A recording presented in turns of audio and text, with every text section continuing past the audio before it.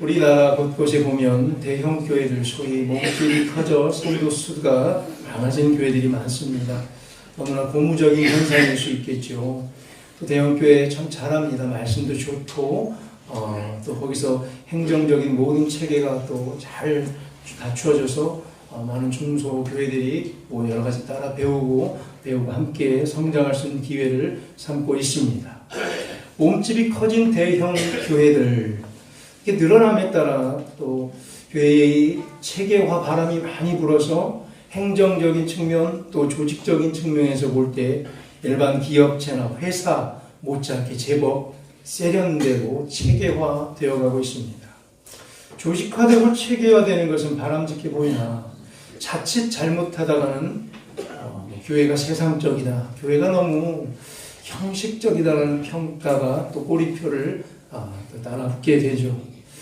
세상에 어떤 사람들이든 다 하는 방식으로, 안 믿는 사람들도 다 해결해낼 수 있는 방식으로만 그냥 또박또박 깔끔하게 해결하고 넘어간다면 여기에는 결핍의 요소가 생깁니다. 뭔가 독특성이 없죠. 교회만에 초연성이 없어요. 신적 능력이 결핍됩니다. 그냥 합리화만 남게 되죠. 지교회들 저마다 독특성이 발휘돼야 되죠. 각 교회 공동체 속에 기적이 벌어지는 현장들이 여기저기 나타나야죠. 교회의 사역을 통해 권능이라는 신적 능력이 표출되어야 마땅한 줄로 압니다. 마치 초대교회처럼 말이죠. 따라서 오늘날 기독교회에 그저 단지 비판적으로 문제의식을 갖는 것이 아니라 오늘날 교회를 바라볼 때 긍정적인 방향과 대안의 모색의 방향으로 문제의식을 조금씩은 가질 필요는 있습니다.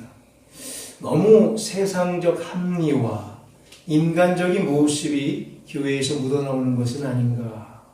그래서 인간 종교, 평범한 대중이 모여 있는 사교단체의 모습이 보이게 되는가 점검해야겠죠.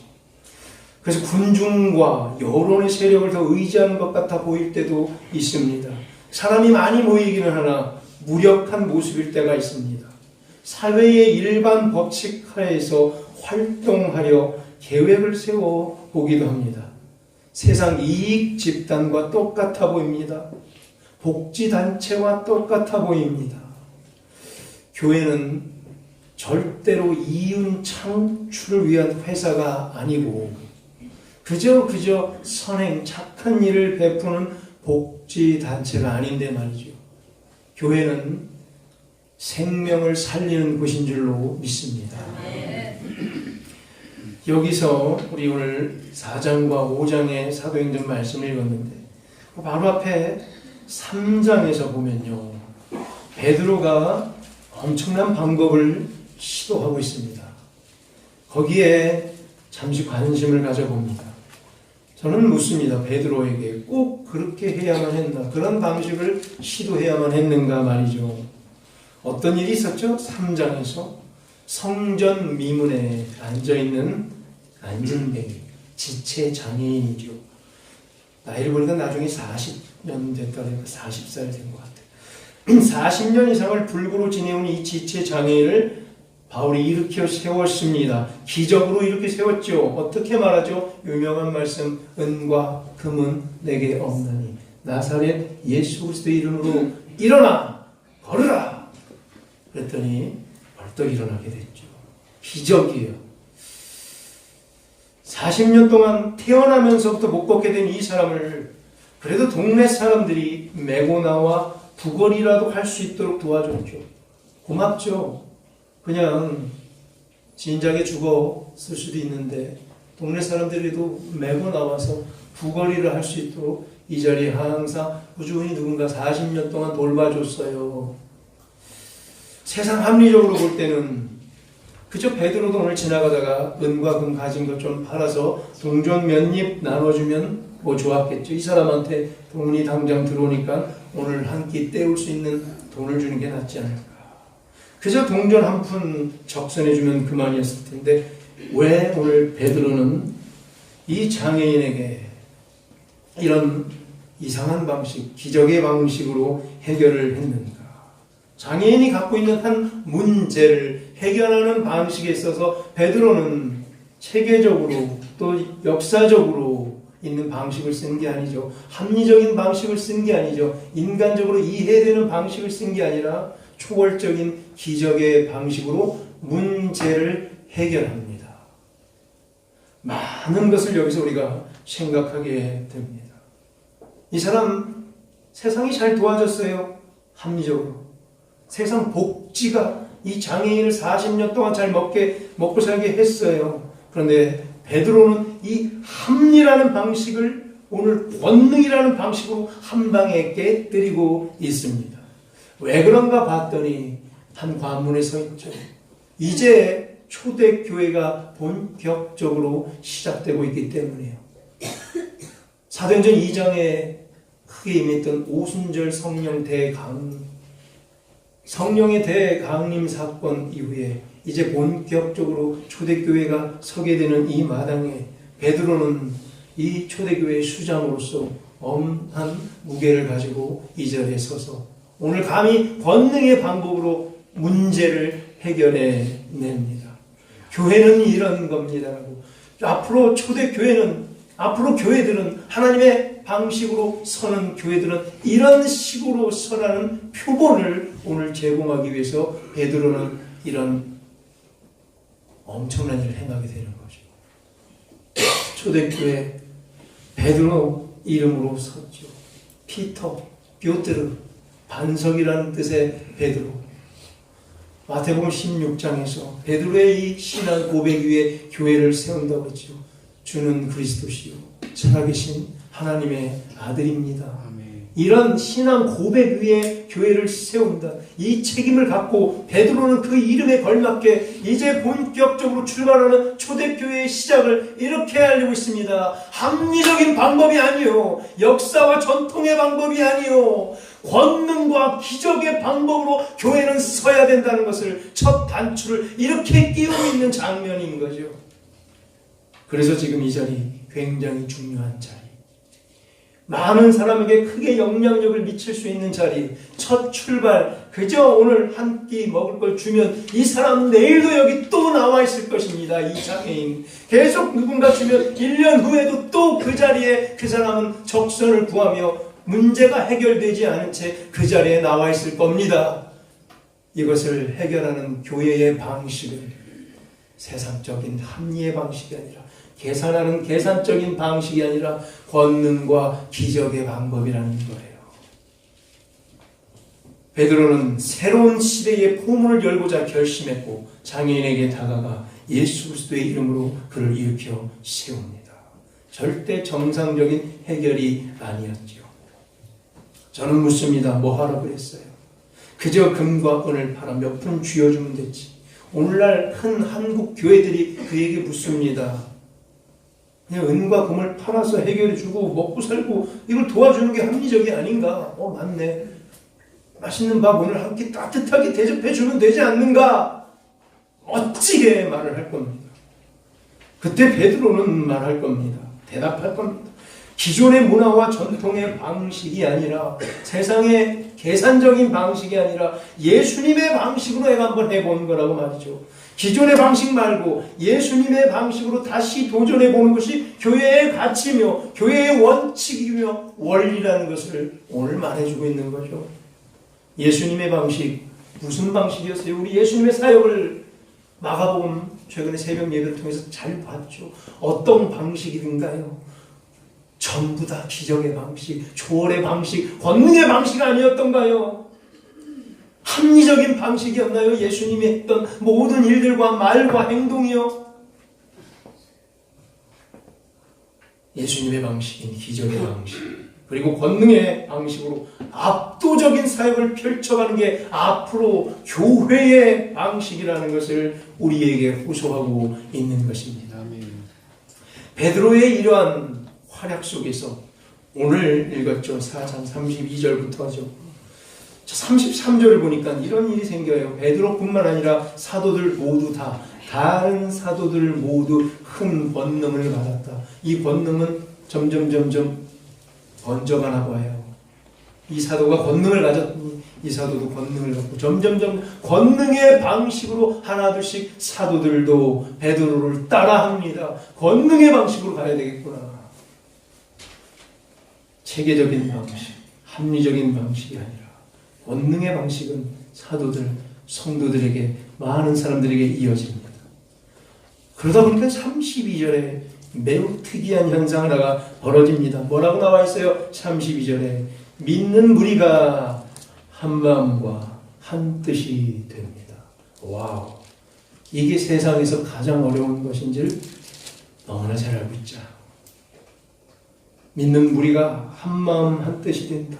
세상 두 쪽 나도 가장 되기 힘든 게 한 마음과 한 뜻 되는 거. 적어도 제가 지금까지 살아온 몇 살이죠? 47, 48평생 제가 살아오면서 지금까지 봤던 바로는 한 마음 한 뜻 되는 게 쉽지가 않아요. 제가 거쳐갔던 모든 교회, 어렸을 때 제가 다녔던 교회부터 해서 제가 지금까지 다녀온 교회가 한 마음 한 뜻으로 선 교회가 없어요. 어떻게 하면 좋죠? 우리 선배님들 어떻게 하면 좋죠? 제가 어렸을 때 다녔던 교회 두동강이 났습니다. 드디어 도쪽이 나서 오늘 2019년 1월 첫 주에 새롭게 예배를 드린다고 소식이 왔어요. 두 개가 갈라졌어요. 물론 안 좋게요. 아주 아프게 갈라졌어요. 왜 이런 모습이 계속 있죠? 미국에서 제가 사역했던 교회들, 그 전에 사역했던 워싱턴 DC에서 사역했던 교회도 둘로 갈라졌어요. 그 교회뿐만 아니라 말했죠. 워싱턴 DC에 있는 메릴랜드 주변에 있는 5천여 개의 교회들, 뭐 한인이 얼마나 된다고 한국 교회가 5천 개나 필요합니까? 왜 5천 개가 필요해요? 계속 갈라지는 거죠. 조금만 마음에 안 들면 갈라지는 거예요. 갈라지는 결론은 뭐예요? 합리 때문이죠. 너 이래? 난 이래. 너 이게 합리적이야? 이게 합리적이야? 갈라서는 게 합리적인 거 아닙니까? 뭘 끝까지 같이 괴롭게 같이 한솥밥 먹고 삽니까? 여당과 야당 만날 일이 있을 것 같습니까? 여러분들? 이미 이렇게 정했어요. 여당. 야당 이미 이렇게 정했어요. 평생 이렇게 달려갑니다. 절대 만나려 하지 않습니다. 따라서 어떤 공동체와 우리가 한 마음 한 뜻이 된다. 이게 세상에서 제일 어려운 거예요. 정말 특이한 현상. 이게 가능했던 이유 오늘 초대교회에 읽었던 4장에서. 왜죠? 체계적인 방법으로 가능합니까 이게? 계산적인 방법으로 가능합니까? 합리로 가능합니까? 아니에요. 압도적인 권능이 뭔가 있기 때문에 한마음 한 뜻이 될 수 있는 거예요. 그들을 다 압제해버리는, 압도해버리는 강력한 권능이 있어야 되는 거예요. 다른 것은 불가능합니다. 압도적인 권능과 기적이 임할 때 오직 가능합니다. 한마음 한뜻이 된 초대교회 성도들은 또 하나 엄청난 일이 벌어지고 있어요. 4장 후반부에 보니까 물건을 서로 통용하기 시작합니다. 자, 이것도 세상적인 방법, 이치를 따지는 방법입니까? 뭘 하나 팔더라도 중고시장에 얼마 해놓고 팔아야죠. 경제적 이유를 따지는 방법, 세상 이치를 따지는 이런 일반 방법, 합리적 이성을 만족시키는 방법으로는 도저히 불가능한 일이 오늘 일어나고 있잖아요. 자기 재물인데 뭐래요? 그 누구도 자기 것이라고 소리치는 이가 하나도 안 보입니다. 교회 헌신하고 나서 나중에 이거 내가 옛날에 이거 내가 헌신했던 거야. 이거 그때 내가 헌신했던 거야. 이런 이가 하나도 안 보인다는 얘기예요. 정말 특이한 현상이 또 벌어지는 거예요. 자기가 헌신하고 나서도 이거 내가 했다고 자랑하는 이가 하나도 없었습니다. 당연히 또 뒤집어 볼 때 저 끝에서 자기가 잘못 다 해놓고선 합리화시키면서 내가 아니고 저 사람이 잘못한 겁니다 하는 사람도 한 명도 없었겠죠. 당연히. 또한 이런 사람도 없었을 것 같아요. 저 사람 때문에 이렇게 망했습니다. 이런 사람도 없었을 거예요. 분명히. 잘못한 사람은 나 때문에 이렇게 됐습니다. 용서해 주세요. 죄송해요. 내가 불찰했어요. 다음부터 진짜 잘해보겠습니다. 좀 도와주세요. 진솔하게 이렇게 말했을 것 같아요. 그리고 다른 사람들은 아닙니다. 제가 다 봤습니다. 수고 많으셨습니다. 최선을 다하지 않았습니까? 내가 했어도 실패했을 것입니다. 이제 제가 많이 못 도와드려서 미안합니다. 이제 제가 더 많이 도와드릴 테니 다시 해봅시다. 힘내십시다. 이렇게 반응 분명히 했을 것 같지 않아요? 따라서 이런 공동체 안에, 이런 단체에 하나님의 능력이 임하지 않는 게 이상한 거죠. 하나님의 은혜가 비껴가는 게 이상한 거죠. 오순절 성령 세례 사건 이후로 이런 압도적인 성령의 역사 속에서 기적의 방법, 신비의 방법으로 출발했던 초대 교회의 권능과 그 파급력은 엄청났습니다. 위대했습니다. 그 비상하고 특이한 역사는 교회 공동체를 통해 계속돼요. 오늘 본 사도행전 4장의 36절, 37절 제일 끝에 보면요. 한 사람의 이름이 등장해요. 바나바. 모래서 이 사람 밭을 팔았어요. 그 값을 가지고 사도들의 발 앞에 두게 됩니다. 헌신합니다. 자기 재산을 다 팔아 드렸어요. 헌금했어요. 정말 비상하고 특이한 헌신의 역사들이 막 일어나는 거예요. 자, 이거 계산적으로 됩니까? 계산해야죠. 이거 팔면 내가 그다음 대출 얼마 받고 뭘 먹어서 애들 학비 어떻게 되고 그러니까 이거 계산해야죠. 계산적인 방법으로 도저히 설 수 없는 일이 막 일어나는 거예요. 이 합리적으로는 도저히 불가능한 일들이 막 일어나는 거예요. 바나바 위대한 인물이죠. 여기도 위대한 인물이지만 오늘 4장에 잠시 나오지만 11장 사도행전에서 바나바를 자세히 소개하죠. 그는 어떤 사람이에요? 바나바는 성령이 충만한 사람, 믿음이 충만한 사람. 믿음과 성령이 충만한 착한 사람이에요. 믿음과 성령이 충만한 데다가 착한 사람이 바나바예요. 그냥 보통 사람이 아닌 거예요. 그의 위대한 사역을 통해서 어떤 일이 생겼었어요? 오늘날 우리가 말하고 있는 크리스천, 그리스도인이라는 단어가 이 바나바의 헌신을 통해서 탄생됐을 정도로 엄청난 사람이었고, 이 바나바는 누구였어요? 초대교회의 모델 중에 선교적 교회의 모델을 장식한 안디옥 교회를 탄생시킨 사람이 바로 바나바였어요. 그리고 또 누구를? 사도 바울이라는 걸출한 신앙의 거장을, 세계 선교의 거장, 신약 성경의 3분의 2를 쓰게 된 바울이라는 사람을 만들어낸 것도 바로 바나바였어요. 보통 사람이 아니라는 걸 저는 지금 하고 있는 겁니다. 따라서 이 본문을 대하면서 너무 부담감을 가질 필요는 없다는 말을 합니다.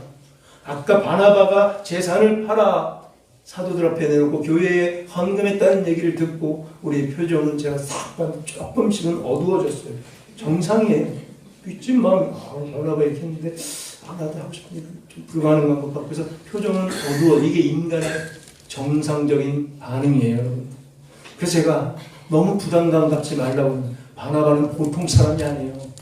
우리 수준이 아니에요. 걱정하지 마세요. 한참 우리의 지경을 넘어선 자이기 때문에 오늘 괜히 땅을 또 집을 팔아 헌금하라고 제가 안 할 테니 편하게들 경청해 주시기 바랍니다. 그런데 오늘 읽은 사도행전 5장에서 감히 한 가정이 제가 이렇게 당부했음에도 불구하고 바나바를 따라하는 사람이 있었어요. 5장에 누구? 아나니아와 삽비라라는 한 가정의 남편과 아내가 제가 이렇게 당부를 했는데 바나바를 감히 따라해요. 결과를 보자면 비극으로 끝났죠. 남편 아나니아, 아내 삽비라, 바나바 따라다 둘 다 죽게 됩니다. 그래서 제가 바나바를 따라하지 않아도 된다고 말하는 거예요. 오늘의 준제는 좀 더 심각하게 말하면 바나바를 따라하지 말자예요. 사도행전 5장의 주제 초반에 아나니아와 삽비라의 주제는 뭐냐면요. 바나바를 따라하지 말자예요. 억지로 바나바를 따라하다가는 죽을지 모른다. 함부로 헌신하지 말자라는 말입니다. 11절에서 그래서 밝혀요. 온 교회와 이 일을 듣는 사람이 다 크게 두려워하니라. 두려운 일이에요. 그들도 두려웠다는 얘기예요. 이 현장을 보고 그들이 두려워했고 이 두려움은 오늘 우리에게까지 밀려오는 두려움이란 얘기예요. 괜히 바나바를 따라서는 큰일 나겠다. 그렇다면 아나니아와 삽비라 뭘 그렇게 잘못했죠? 그들은 선행을 베풀었고 헌신을 했어요, 교회에. 근데 뭘 잘못했죠? 왜 죽이죠, 이 사람들을? 이걸 우리가 묵상해내야 돼요. 한마디로 이들의 허영심이었어요. 사역에 대한, 헌신에 대한 아나니아와 삽비라 부부의 허영심이 문제였어요.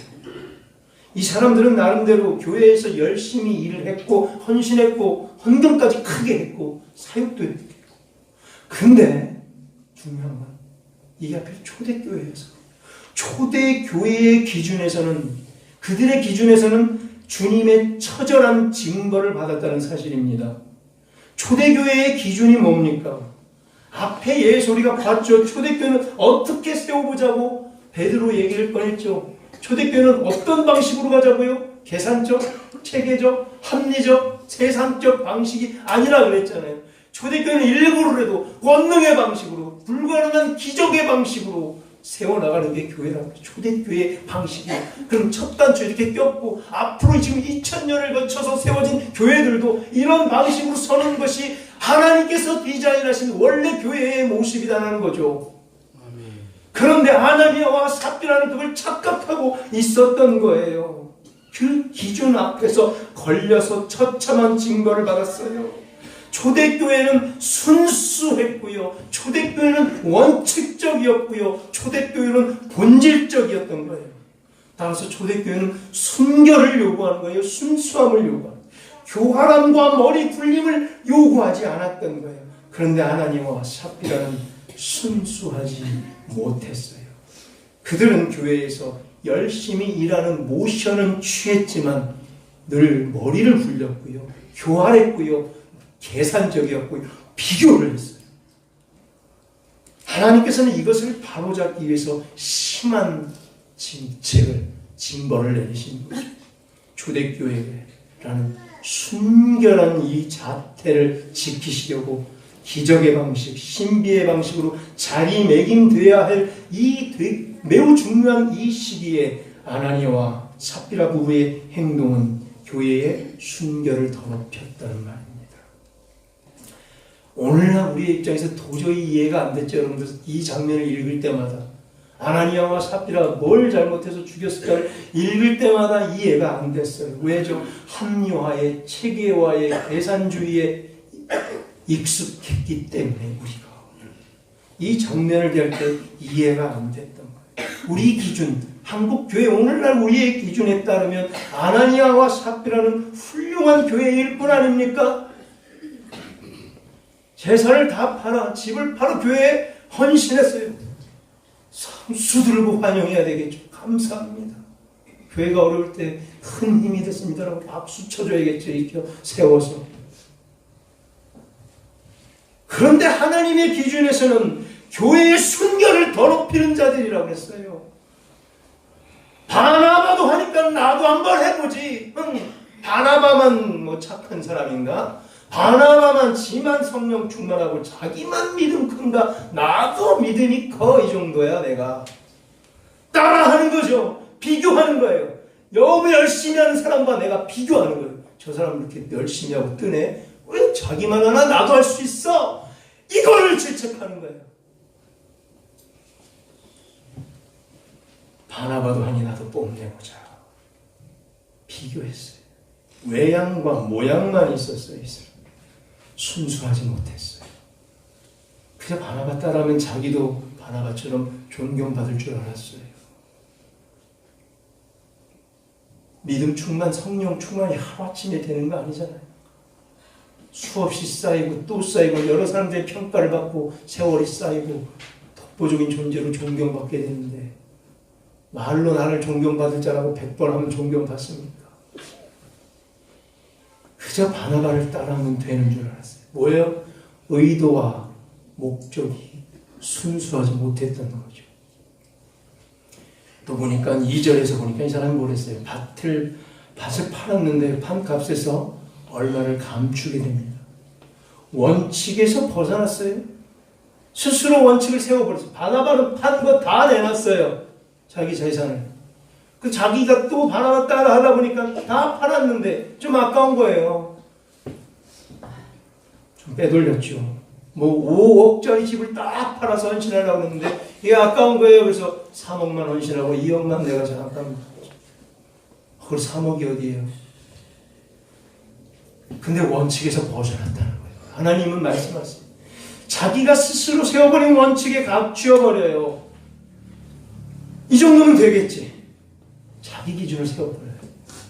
이 정도면 되겠지? 자기 기준이에요. 비교치예요. 비교치. 그럼 보세요. 하나님께서는 우리 각자를 비교하면서 이 사람한테는 이 정도면 되겠지? 저 성도는 저 정도면 되겠지? 이러십니까? 하나님께서는 우리 한 명을 절대치로 보고 계신 줄로 믿습니다. 똑같이 살아가십니다. 한 명을 똑같이 절대치를 가지고 말이죠. 이처럼 아나니와 삽비라의 허세는 초대교회의 정신과 사역의 또한 본질에서 벗어나는 거예요.